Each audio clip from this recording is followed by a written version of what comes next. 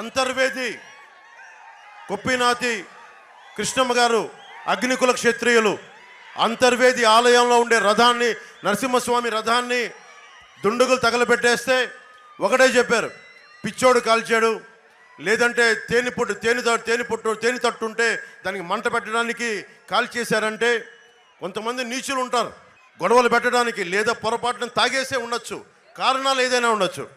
కానీ బాధ్యత గల ప్రజాప్రతినిధులు ఏం చేయాలి? దోషుల్ని పట్టుకోవాలి. మీరు చెప్పండి, ఒక చిన్న గులకరాయి పడితే ఇంతమంది సమూహంలో జగన్కి ఒక గులకరాయి పడితే నిందితుడిని పట్టుకోగలిగాడు. మనకి అంతర్వేది రథాన్ని కాల్చేస్తే నిందితుడిని పట్టుకోలేపారు ఈ రోజు దాకా. ఏం సూచిస్తుంది అది? ఏం చెప్తుంది అంటే నువ్వు పట్టుకోవాలంటే పట్టుకోగలవు, నువ్వు నిజంగా దోషులను పట్టుకోవాలంటే పట్టుకోగలవు. కానీ అపోహల మధ్య ప్రభుత్వాన్ని నడపాలి, గొడవల మధ్య మనం కొట్టుకుంటా ఉంటే వాళ్ళు ప్రభుత్వాలు నడపాలి. దీనికి ఇది ఆగాలి, ఇలాంటి దుష్ట పరిపాలన ఆగాలి. నేనే ఉన్నా, భీమ్లా నాయక్ అని సినిమా చేశా, వకీల్ సాబ్ అనే సినిమా చేశా. నేను ఏ రోజు డబ్బు కోసం వెంపర్లాడలా. నేను వచ్చి వీళ్ళ కాళ్ళు పట్టుకోవాలంట, వచ్చి అన్న జగన్ అన్న మీరు కొంచెం వదిలితే నా సినిమాకి డబ్బులు కావాలని. నేను ఒకటే చెప్పా, నేను మొత్తం ఫ్రీగా యూట్యూబ్లో వదిలేస్తాను సినిమా అని చెప్పి. దేనికంటాం ఆ మాట? ఆత్మగౌరవంతో బతుకుతాం, దేహి అని బతకం. ఆత్మగౌరవం కోసం ప్రాణాలు వదిలేసుకుంటాం, అంతేగాని చందనం చెట్లని నరికే వాళ్ళ దగ్గర, కులాల మధ్య చిచ్చులు పెట్టే వాళ్ళ దగ్గర, మెగాస్టార్ చిరంజీవి గారిని తీసుకొచ్చి టేబుల్ పైన కూర్చోబెట్టే వాళ్ళకి మేము లొంగం. వైఎస్ జగన్ ఒకటే గుర్తుపెట్టుకోవాలి, జగన్ ఇది 2009 కాదు 2024 గుర్తుపెట్టుకో. తెగించొచ్చాం రాజకీయాల్లోకి.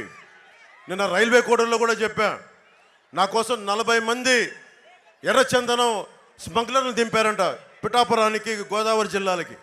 నేను ఒకటే చెప్పా, అరే నేను భారతీయుడిని, ఎక్కడ అక్రమం జరిగినా అన్యాయం జరిగినా ధైర్యంగా ఎదుర్కోగలను. ఒకటే చెప్తా ఉన్నా, నేను పవన్ కళ్యాణ్ని, నేను ధైర్యవంతుని, నాకు అస్సలు భయాలు ఉండవు. ఒకటే జీవితం, ఒకే ఒక జీవితం.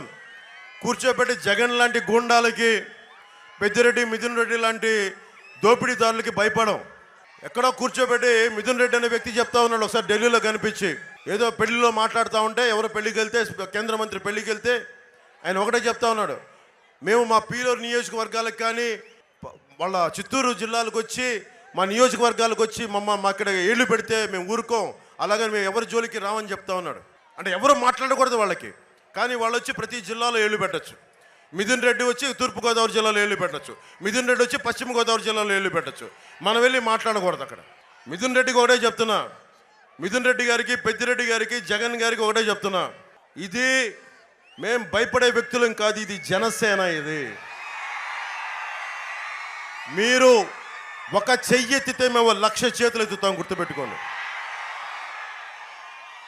అంతర్వేది రథం పోతే గుడివాళ్ళలో ఒక మంత్రి మాట్లాడతారు, రథం గాలిపోతే ఏమవుద్ది, కొత్త రథం చేయిస్తామంటాడు.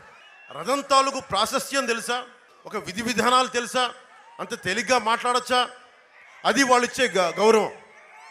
ఇలాంటి దుర్మార్గాలు జరిగితే వెట్టకారం అపహాస్యం చేసే వాళ్ళని చూడండి ఏ స్థాయికి వెళ్ళిపోయారు.